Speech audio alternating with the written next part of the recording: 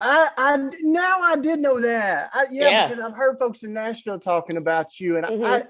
I think all the Philly, Nashville, all that I got Yeah. mixed up on it. But yeah, no, Yeah, totally but remember that. yeah, that's true. So, We're Nashville's live. always gonna have a little soft spot for me.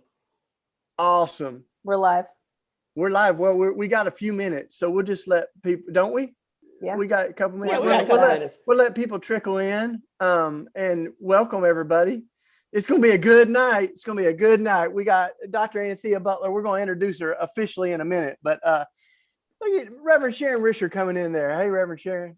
Got some other friends coming on the Zoom, and then a lot of y'all are viewing on the Facebook and the YouTube and other things. Some of y'all are probably watching it afterwards. So it's going to be a good night. We're going to give people just a minute. This is book study night, so grab your book. I got my book right here. Get your book. Show it. Get your Show book. it. There it is. Boom. Yeah, we're not going to start early because we don't want anybody to miss. But I'll just tell you that a couple things is we've been doing this every month. It's one of those pandemic things we started, and that's great. We might keep it going afterwards. And we've had some great. We had Jamar Tisby, and we had Brenda Salter McNeil, Kristen Dumay. We had next month. I'm going to give y'all the prelude. We're going to do the best. Oh, nice. A Beth book. Yeah.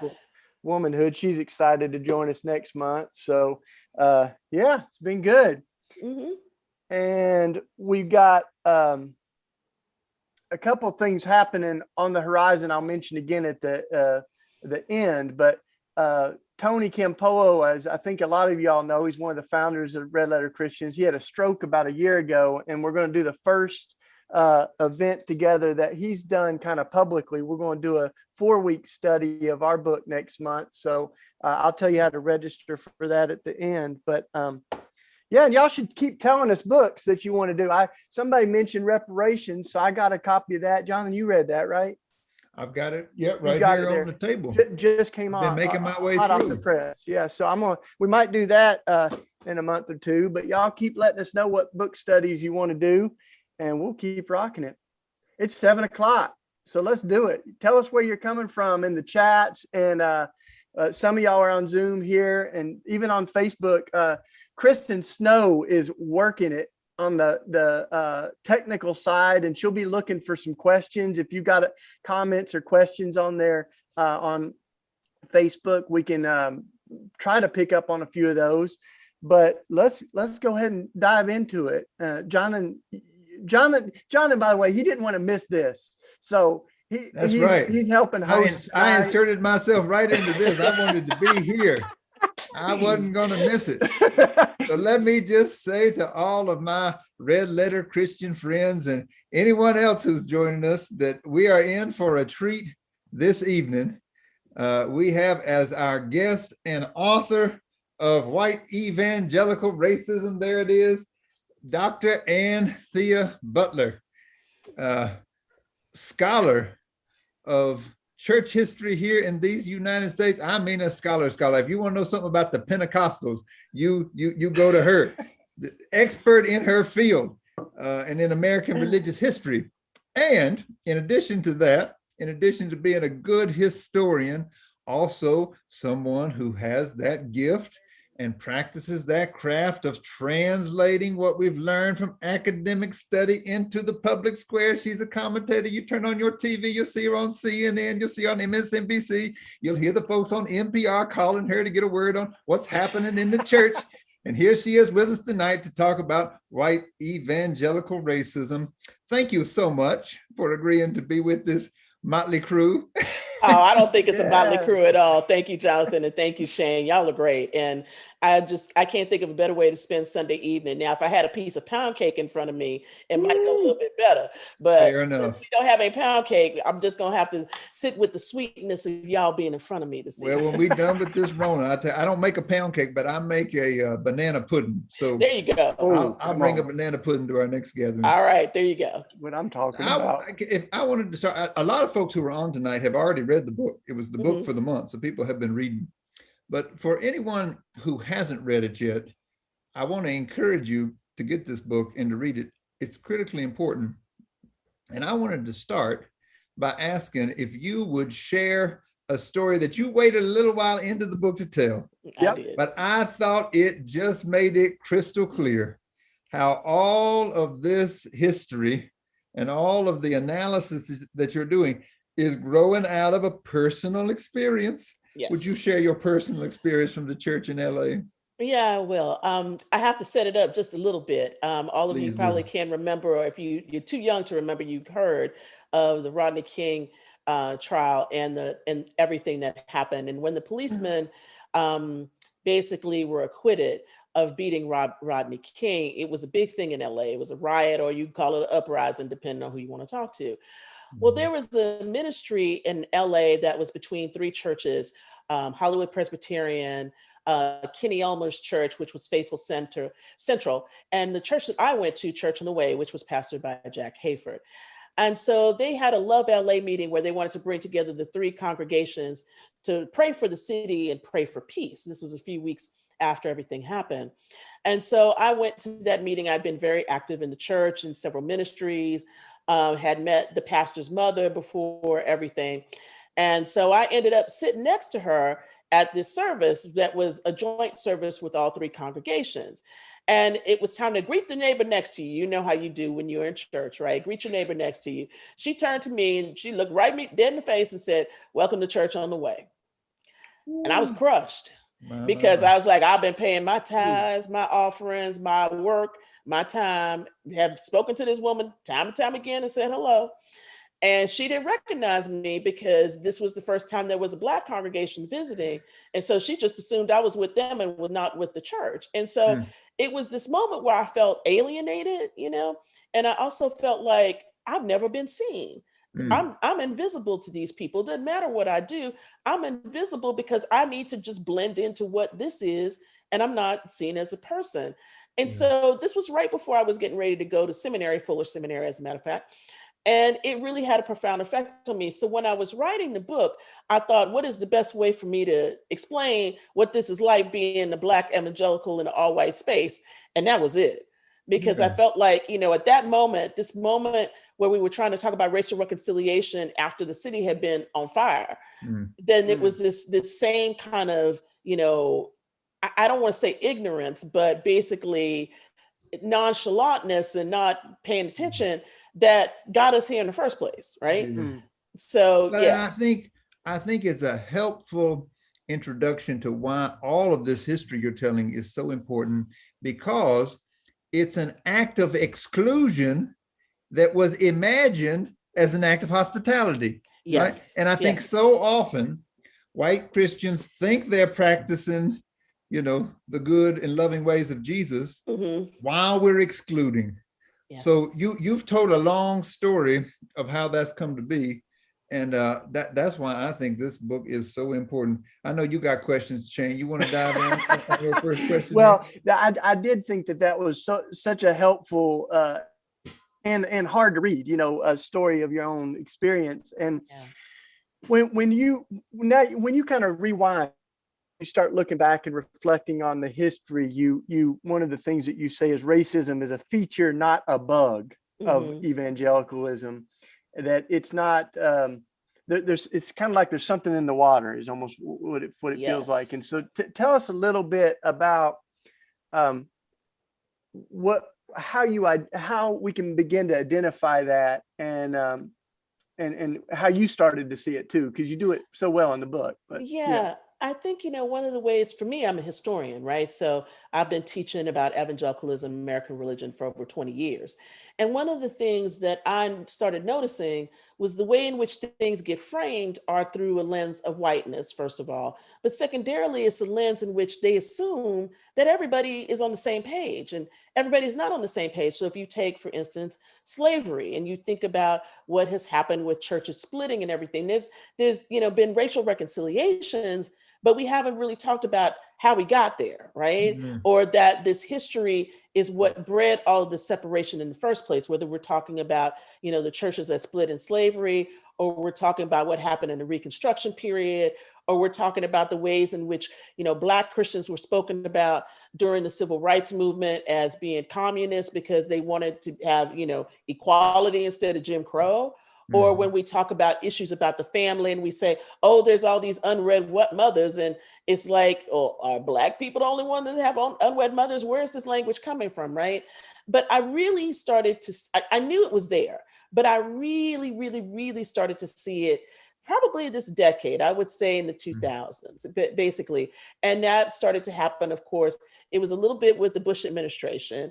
And then it really got there with Obama. And then, we just went down a cliff with Trump, essentially. And so I think that for me, what clicked was everybody asking this question about why evangelicals like Donald Trump. And I was like, that's not the question. The question is what brought evangelicals to this moment? And what brought them here is racism. And if racism is in the theology, in the way you read the Bible, in the ways in which you behave, in the ways in which you preach, in the ways in which you segregate yourself in certain parts of the town, then it's a feature. It's not a bug.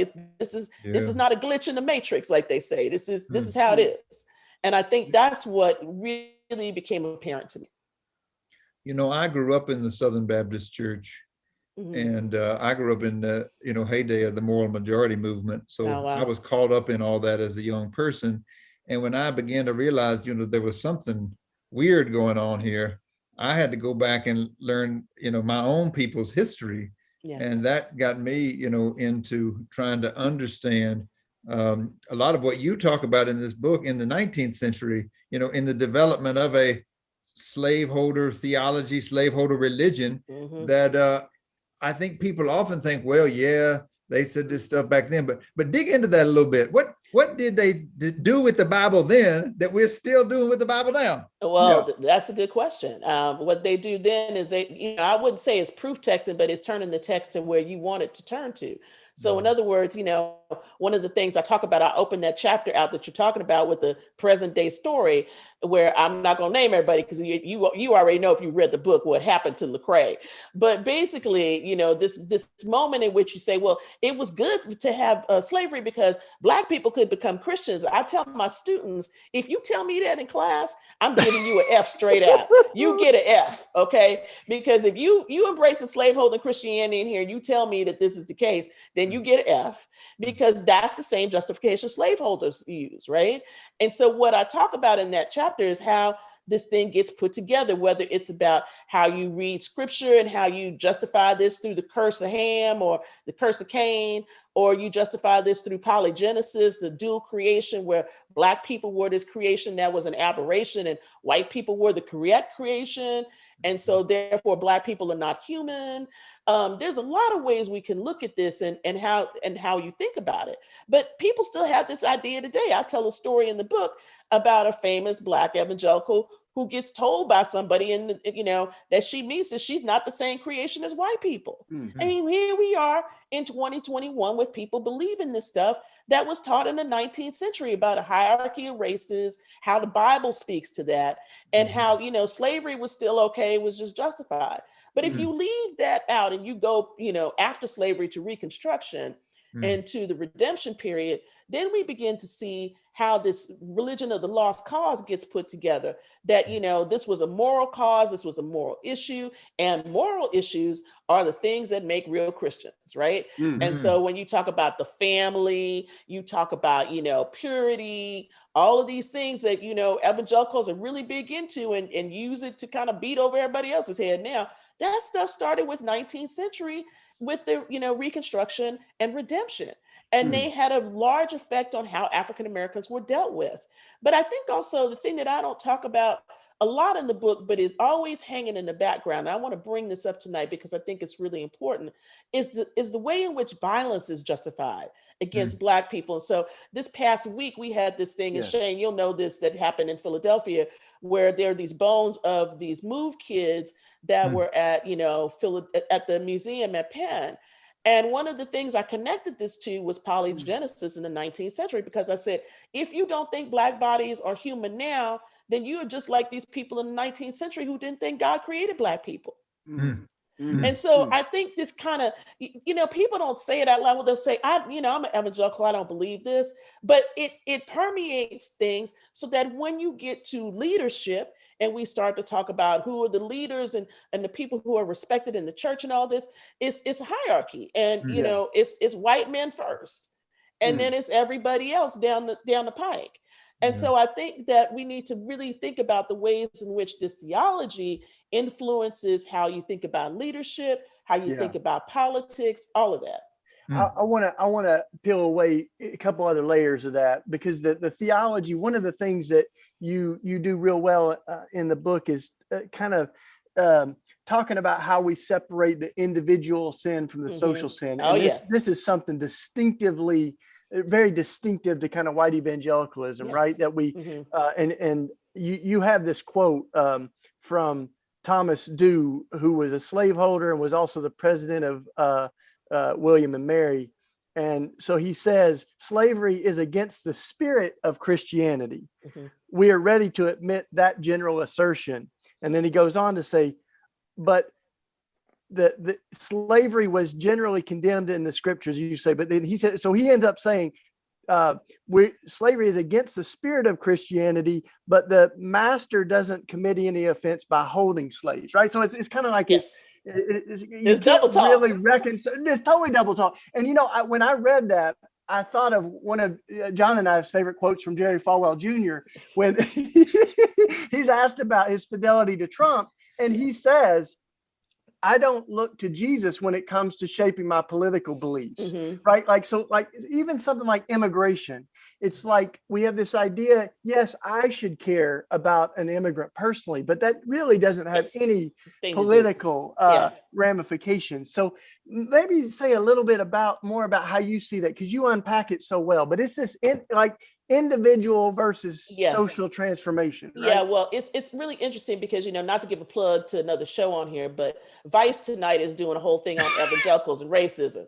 And I saw a little clip of this, and the guy he absolutely said this. And I was just like, I can't believe it. It's like my book. He said, well, this is about individual sin. This is not about corporate sin. If I'm individually racist, I need to repent of that sin. And you see, people just think about it as something that they are doing, but not something that they are participating in as a system. So you can say, I'm not racist. I have black friends, I have Asian friends, I have Latino friends, but at the same time, you could be voting Republican and participating in a system, right? And participating in a system that doesn't want to have immigrants, a system that wants to roll back affirmative action, a system that wants to roll back all these things, and basically says that law and order, anybody that gets shot, that's your fault. Right. So I'm just giving you some examples, but the basic thing is that this focus on individual sin is actually what all of these racial reconciliation things ended up being about. Everybody repented, everybody cried and hugged their black brother and sister. They took some pictures, they made some statements, and then what happened? Nothing, not a thing. And then they went back to business as usual, right? Because all of this is predicated on, we need to have a show of repentance, but it's not true repentance because you're not changing the structures. And that's the thing. Woo, I think of Alexandria Ocasio-Cortez, when Donald Trump said, I don't have a racist bone in my body. And she said, well, I'm not as worried about your bones as I am your head, your heart, and your policies. Exactly. Exactly. Oh, man. Well, I think your historical analysis that you offer that shows what this looks like in different, eras of history is so helpful, because what it reveals is that, what you're doing so quickly here now, going back and forth between then and now, is that the patterns haven't changed that much. A lot of times we like to imagine these kind of like, wicked slaveholders back then who were all mean and, they were conspiring. But you read these folks closely and they, wax eloquent about their family, black and white, and how they have the best intentions for everyone. And, so there's this kind of sense that, if God has blessed the order, then God has blessed white supremacy. And the people who are trying to maintain white supremacy are just trying to keep good order for everybody's sake. Exactly. And so I appreciated how, in the 20th century, you went in hard on how Brother Billy Graham was right there doing that.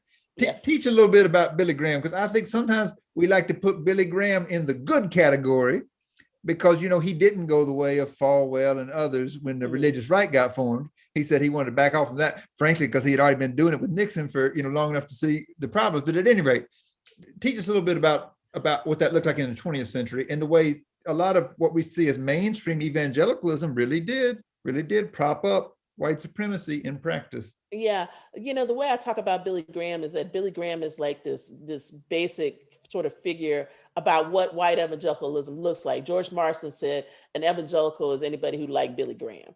And so I think, he's sort of the exemplar of all that. But what people need to understand is while Billy Graham, bust on the scene in the late 40s, first with Youth for Christ, and then when he has that big Los Angeles revival, when he starts to talk about communism is really two things. Communism is one, the real communists, right, who are in the Soviet Union, but the other communists are over here trying to do civil rights.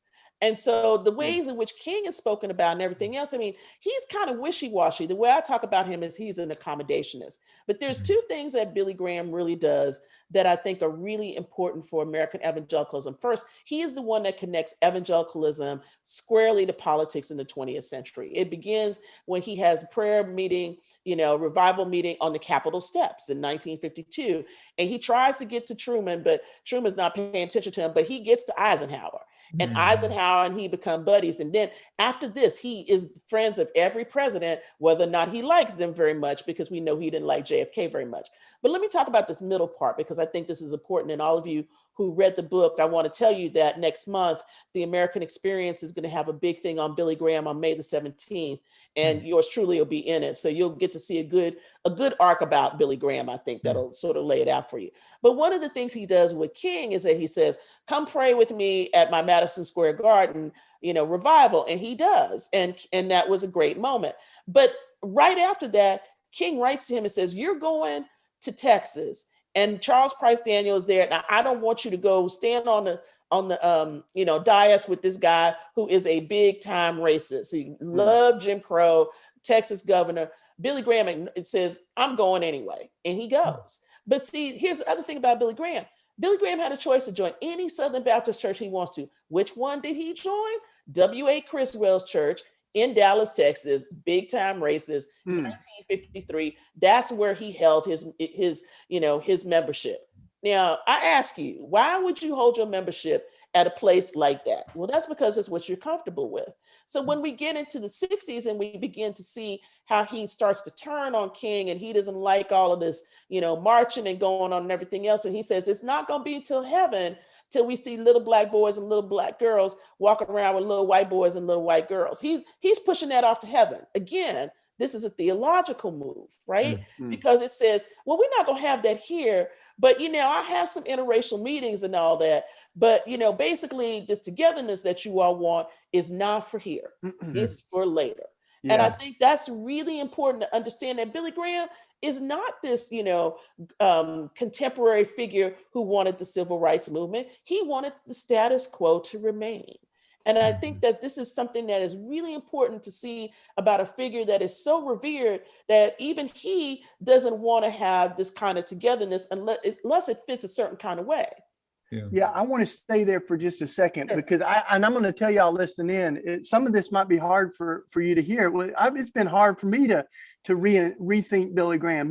My wife came to Jesus at a Billy Graham crusade. The way she would say it, though, is the sky opened up. She saw this beam from heaven. It was actually the Lord she was dealing with and all that. But it was at a Billy Graham crusade. And, we've become friends with Jerusha Duford. Armsfield is the granddaughter of Billy Graham. She's a part of Red Letter Christians, and she loves her grandfather, and so I heard stories of him and Martin Luther King, their relationship and their friendship, even going on vacations together. So when you're unpacking this, Dr. Butler, you're deconstructing some stuff. But I want to say with the eschatology and the idea of like the kingdom of God coming on earth as it is in heaven, you sort of see this battle, and you name that really well in your book, where Dr. King, he's got his I Have a Dream speech where he talks about the children of slaves and slave owners in Georgia living together, and then Billy Graham said, only when Christ returns will little white children and little black children walk hand in hand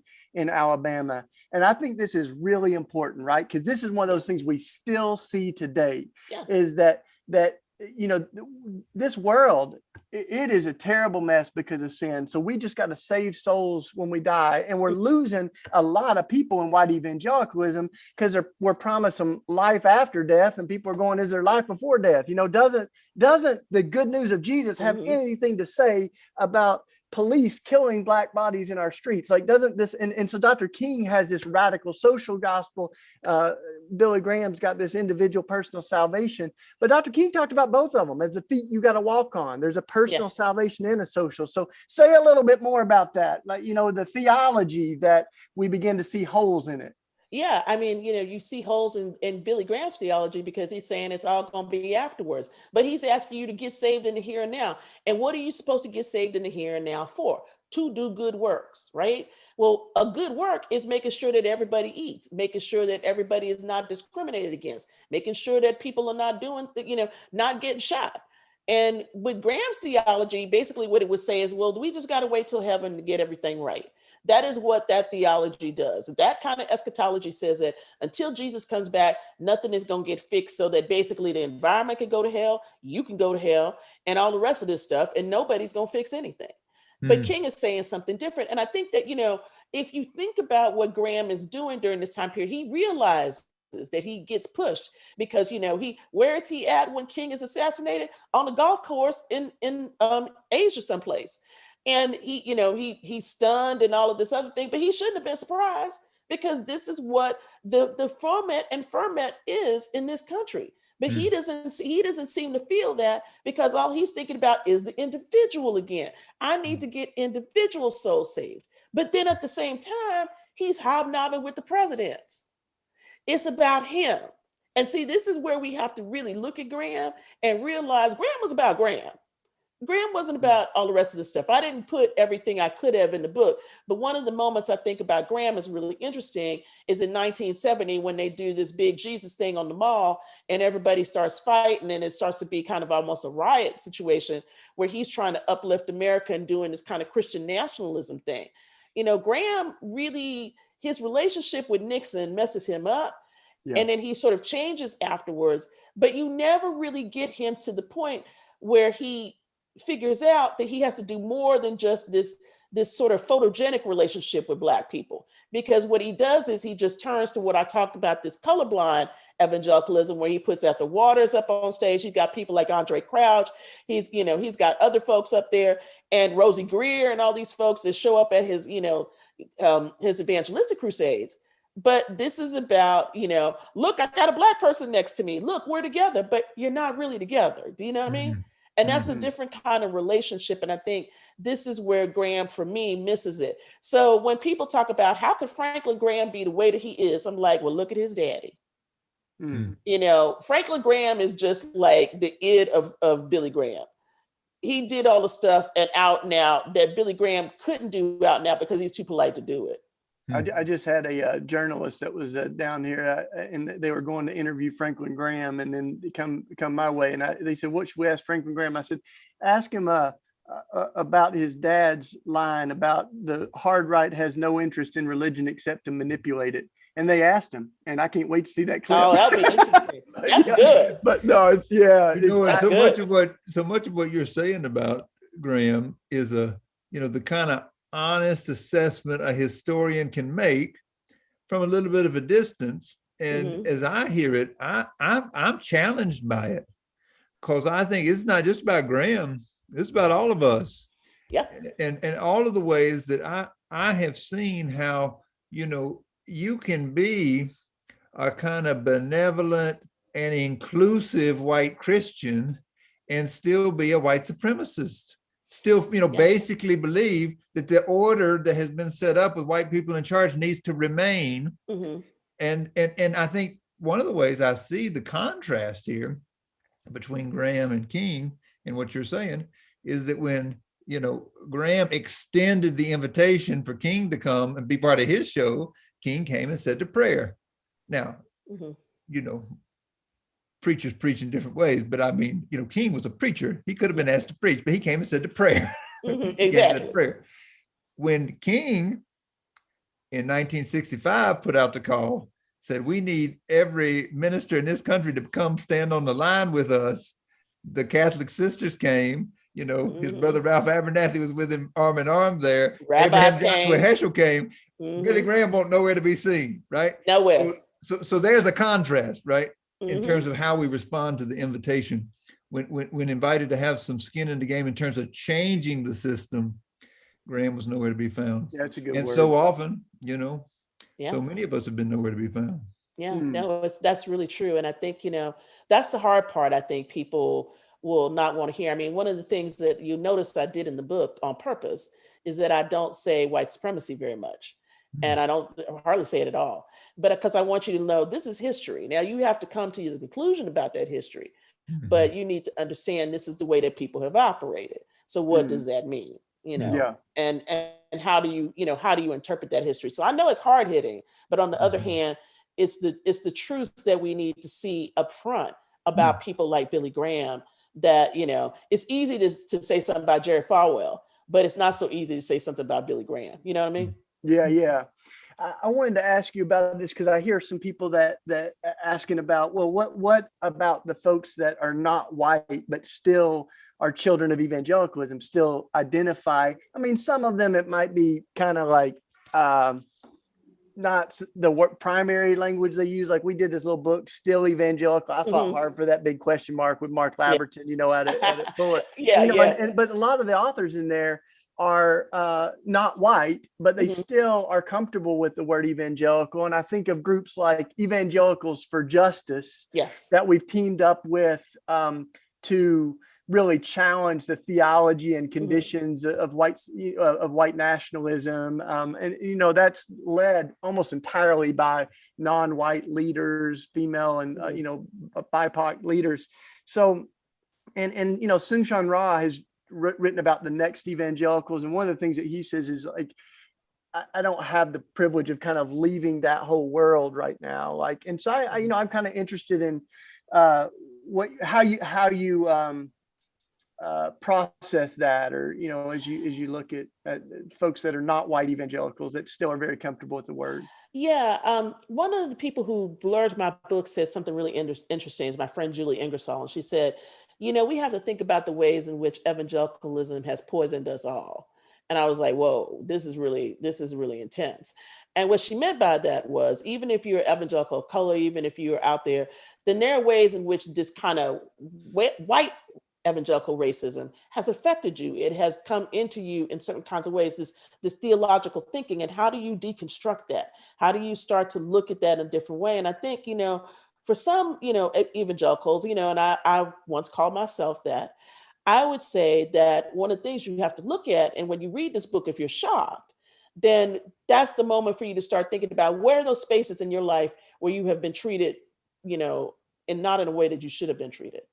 Where are the places where you disagree with how people are telling you to vote? Because this is where it comes out. And that's why part of this book is about where politics is in the title, is because it's about the politics of what you do. It's about how you use that morality as a shield to buttress people. And so, they're good Black, Latino, Asian American evangelicals out here. But what has happened because of that? How are you moving in the movement because of that? What does that make you do? Do you have the same kind of stances as somebody who gets all the benefits of evangelicalism, but doesn't have to deal with any of the hurt that other people are having to deal with that are Christian, right? And I think that's where you have to start to think about this, is like, how have you hardened your heart?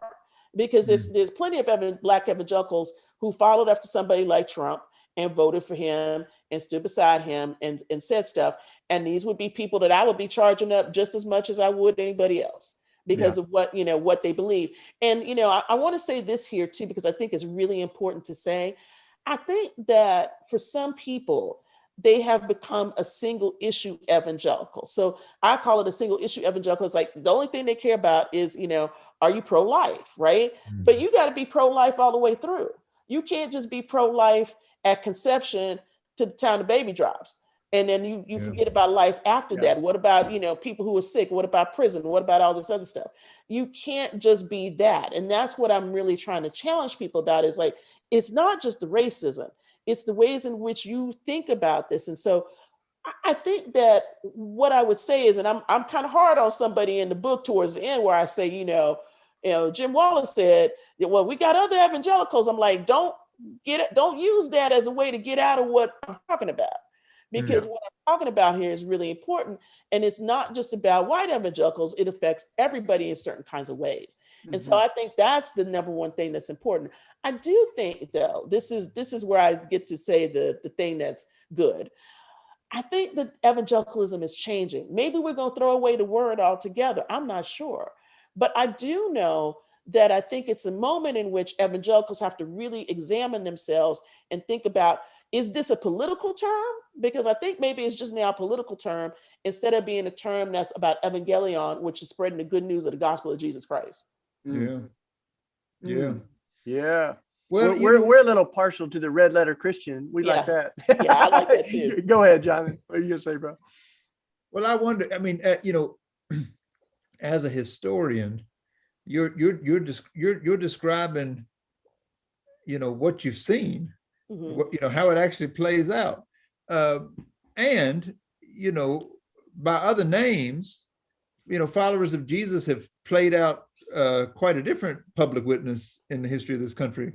I wonder, in what ways do you see, you can call it a different way of being evangelical or a different way of following Jesus or whatever, as an alternative witness in American life? Where would you point people for that? I mean, I'm going to be biased here for a minute because I have an interesting history, which we're not going to get into tonight, but I was baptized and raised Catholic, went evangelical, and then went back to Catholic Church. I think about people like Dorothy Day and Cesar Chavez and, King and others who are doing something out there. You're working with Reverend Barber right now. I'm thinking about, Vashti McKenzie. I'm thinking about people who are doing this in a different way and really standing out there and saying, there's a different way to witness being a Christian. Yeah. There's a way in which to have solidarity with people. I mean, there's people every day who are out there, in the streets working with the homeless, working with, trans people, working with all kinds of stuff, right? Who are doing what Jesus would have done if they were out there. And that's why I like, when I saw y'all were asking me to do this, I was like, red letter Christians, yes, because this is the way I feel about that. I mean, if you do the red letter stuff, you're going to be all right. But if you try to mess around with the other stuff, maybe, not so great. But I think this is the moment where we have to really think about this. And so one of the things I've been talking about lately, and I want to relate this to evangelicals, because right now we're at a moment, right? We got a pandemic. We got evangelicals who don't want to take a shot. So you're not thinking about your fellow man, right? Or woman. You're not thinking about anybody. You don't want to take a shot. You don't want to do this. You want certain kinds of things. You don't want some people to be able to express themselves how they need to express themselves. All of these things are not life-giving. They are not life-affirming. They are, sucking the life out of people, the things that evangelicals want. And so I keep thinking about this, and I keep thinking, where is this movement going relative to what other people are doing, especially since we know that numbers are declining in the churches? How are we supposed to deal with this when we're being told that this is the only way that you can be a Christian, but it has to be because you vote for a certain party and you believe certain kind of things? I just don't think that's the case. Yeah.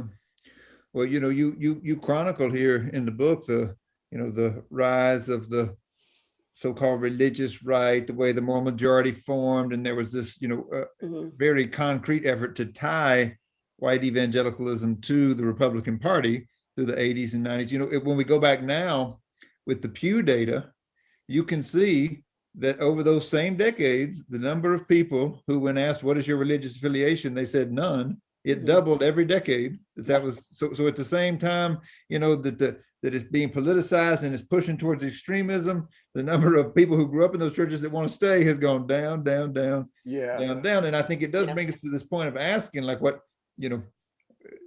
I know a lot of these folks, they're not, it's not like they woke up one morning and said, God is dead, I'm an atheist.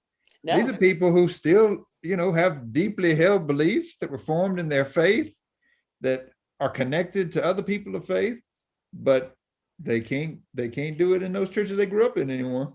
No. Yeah, I think that's one of the questions we're getting. We got a few of them that have come in on the Facebook, Dr. Butler, and Okay. and one or two on Zoom here, but it's related to that. And I think some folks are kind of wondering, well, I always hate to move too quickly to prescribing what you got to do in light of that, because I think you raised the questions and it's not your responsibility to tell all of us what we need to do with it. But I think a lot of us that come out of white evangelicalism in particular, it feels like it still allows the colonization of Christianity to leave white evangelicalism and not go anywhere, and to spend the rest of our life just deconstructing all of that toxic evangelicalism without appreciating the riches of the spiritual riches in the Black church. I mean, as you were in the film, and other churches. So like Jonathan and I think have found a lot of life out of immersing ourselves in communities that are predominantly not white.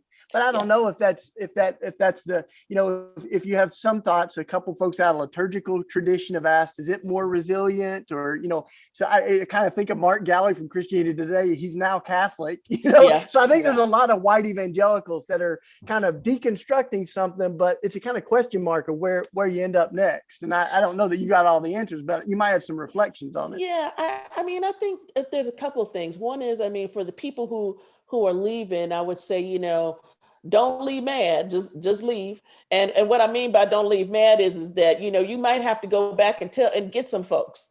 So in other words, you got to leave in such a way where you just don't burn all the bridges down. And this actually was my book about, like, how do I not burn down the bridge, but I show you a light from the other end of the bridge and say, you need to come on over and cross over to the other side. Woo, I like that. You need to come on over, because this is a problem for you. And, Jonathan, something that you said was really important. They are driving people away. That's not bringing people to the gospel. Yes. They are driving people away from the gospel. And if you are in a movement and you are in a church that is driving people away instead of bringing people in, then I ask you, what are you doing there? I mean, that's the question you have to ask yourself, because if you're part of something that is creating a wedge politically and socially and everything else, why are you there? I think that's one. I think secondarily, Shane, which you talked about with going to other Black churches and things like that, I think this is a moment where people need to find solidarity in places where they can. So in other words, if that's with, different kind of churches in which you've been to before, or all that, I think it's important, because we have some things to do in this country. We have a serious issue with Black people and brown people being killed by the police. We need justice. We need to think about the ways in which, this is not what Jesus would have wanted. And how do we fight for justice? How do we fight for equality? How do we fight for people not just pulling the trigger every time they see a Black face? This shooting that happened last week with the young girl just hurt my heart, because I'm like, here's a violent situation, but you're gonna meet it immediately with violence? You are grown men, and you can, all you got to do is run up on this girl. You can't, how she's not good with a knife. She doesn't know. You haven't even found out anything that's happening, and you just gonna shoot. I mean, it to me, it's like this moment in which we have just gotten caught up between, it's not the cross, but it's the gun. It's not common sense, but it's just craziness. And I don't know how we do this, but I think part of what has happened is that this rhetoric, especially from, people like Moral Majority and others, if we trace this with the religious right, the rhetoric has gotten harder, the vitriol has gotten deeper, the attacks have gotten worse. And what we now live in is a poison kind of society in which we just hate. And the way you get rid of your sin, like that young man that went and shot everybody in Atlanta, is I'm gonna go kill my sin. I'm not gonna, I'm not gonna deal with this thing that I have, this sex abuse. And see, this is gonna be what they use on him. But where did he learn that from?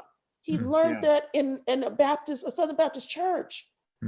And this is what I'm getting at, is like the poison of what we're doing and what we're telling people. If we are preaching this kind of a gospel and expecting people to vote a certain way, to do these certain things, to hate certain people because they don't fit in with your political ideology, that you connect to a moral ideology, that's where this is wrong.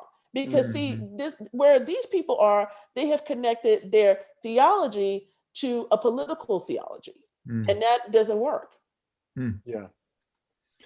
where you're speaking the truth, but you're speaking the truth in love. I just wanted to read right here at the end of the book. I thought this was so honest, so pointed, but also a real invitation. You said, you're talking to people who've been caught up in what we've been describing. And you say, you must join with people you don't agree with in order to make a more perfect union. And you say, I am one of those people. I know you. I don't like the lies you've told yourself and continue to tell yourself and others in order to try to hold on to power. And that's the truth telling. But that's also, let me just say, that's also a very gracious invitation. Yes, it is. You're inviting people to come and be part of a coalition with you and with other people who've been hurt by this system. I wanted to know when I read that, what you got inside of you that makes it possible for you to extend an invitation like that? What you got inside you? Jesus, maybe. Because I would like to just walk away, and I could, I don't have to talk to these people, but I do think, one of the things I regret, and I think this is really terrible, is I've lost friends behind this.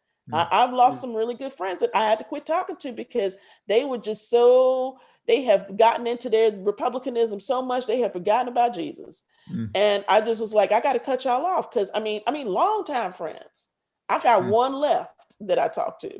And, and he's fine. And as a matter of fact, he just called me yesterday, but it's been really interesting because I'm like, I want to talk to you. I want to try to understand where you are. I want us to try to understand each other, but we can't talk in this environment when you are always thinking about how evil I am because I teach at a university, or how terrible I am because I want justice.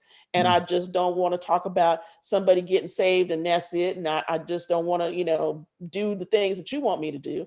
I want to try to find a way that we can think about what's going on in this world, whether that's climate change or the pandemic or how we can help folks. And to me, this is not, apart from the gospel. These are the things that, if Jesus was here right now, he'd be concerned with. Yeah. And I just don't understand that why it is that these people can't see folks lining up to get food during this pandemic. Why people are just hurting for $1,400 and wishing they could get $2,000, right? Why people need unemployment benefits and why they don't need to be, kicked out of their house. And these are the kinds of things I think that where we can talk to each other. But I also think that we need to stop messing around and help people to understand that they've been hoodwinked and bamboozled by media outlets, these Republicans who want to stay in power, who spending their money on women and stuff. I know we ain't even gonna go there, but I'm just saying it's time to really look at what is the thing that you're supporting. Does it bring life or does it bring death? And if it brings death, why are you supporting it?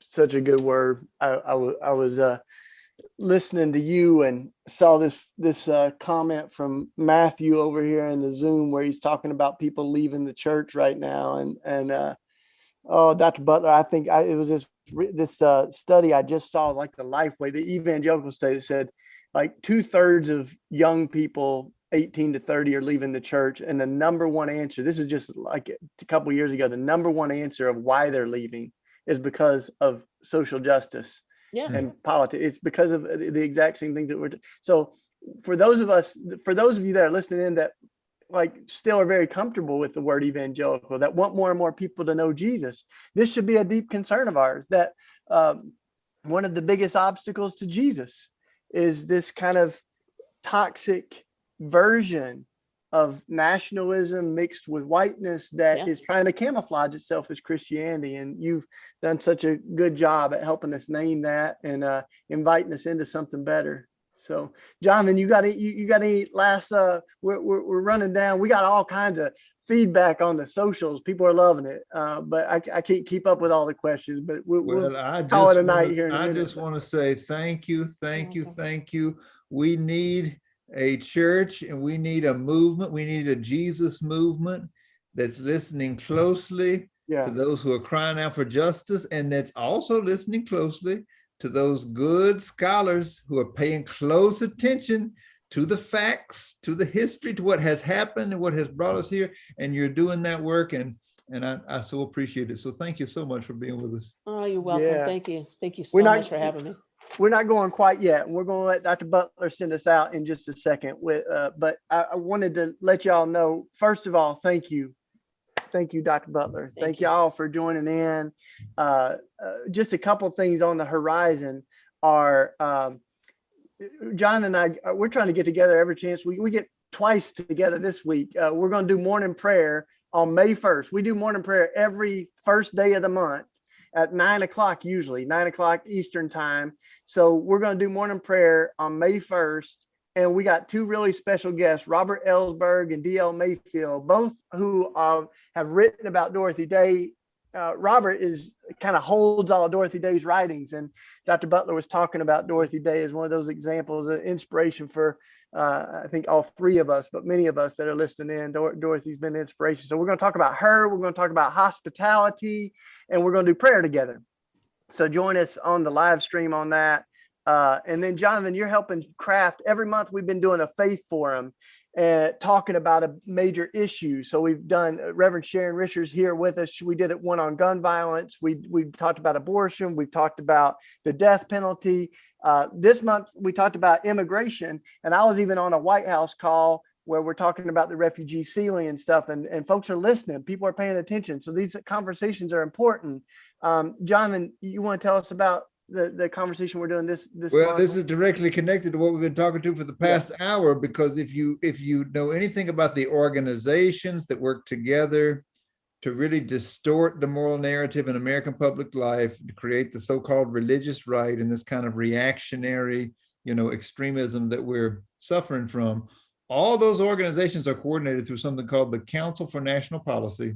And they got together and they decided in 2021, their main objective is to pass laws in state houses that make it more difficult for people to vote, because they said that's the only way they're going to hold on to power, is by reducing the coalition of people who've come together to vote against that mostly white voting bloc that they've been working to hold together for 40 years. So we're going to have a faith forum on voting rights. We're going to talk about why voting rights are a moral issue with Bishop William Barber, who has been, leading the struggle for voting rights, to restore the Voting Rights Act since it was stripped of Section 5 by the Supreme Court in 2013.